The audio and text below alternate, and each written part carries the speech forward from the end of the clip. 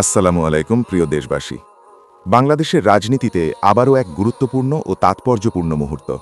সাবেক প্রধানমন্ত্রী ও BNP chairperson Begum Khaleda জিয়াকে শ্রদ্ধা জানাতে ঢাকায় আসছেন ভারতের পররাষ্ট্রমন্ত্রী ড এস জয়শঙ্কর। কূটনৈতিক সূত্রগুলো বলছে এটি শুধু একটি শোকবার্তা বা আনুষ্ঠানিক সৌজন্য সাক্ষাৎ নয়, বরং দুই দেশের সম্পর্কের বাস্তবতা ও রাজনৈতিক পরিপক্কতারও একটি স্পষ্ট বার্তা।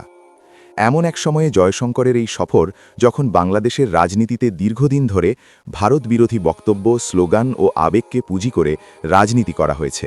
জনসভা থেকে মিছিল বারবার উচ্চারিত হয়েছে ভারত বিরোধিতা, কিন্তু বাস্তবতা বলছে ভিন্ন কথা। সময় এসেছে প্রশ্ন করার, ভারত বিরোধী স্লোগানের রাজনীতি আর কূটনৈতিক বাস্তবতার মধ্যে আসলে দূরত্ব কতটা। ড জয়শঙ্করের আগমন প্রমাণ করে রাষ্ট্রীয় সম্পর্ক ব্যক্তি বা দলকেন্দ্রিক নয়, রাষ্ট্রের সঙ্গে রাষ্ট্রের সম্পর্কই শেষ কথা। আদর্শের লড়াই থাকতেই পারে, কিন্তু আন্তর্জাতিক কূটনীতিতে সৌজন্য, শ্রদ্ধা ও বাস্তবতা উপেক্ষা করার সুযোগ নেই। এই সফর একদিকে যেমন খালেদা জিয়ার প্রতি প্রতিবেশী রাষ্ট্রের আনুষ্ঠানিক সম্মান, অন্যদিকে তেমনি এটি একটি নীরব বার্তা। রাজনীতির ভাষা যতই উচ্চকণ্ঠ হোক, বাস্তবতা শেষ পর্যন্ত নিজের জায়গায় দাঁড়ায়। সময় সব প্রশ্নের উত্তর দেয়।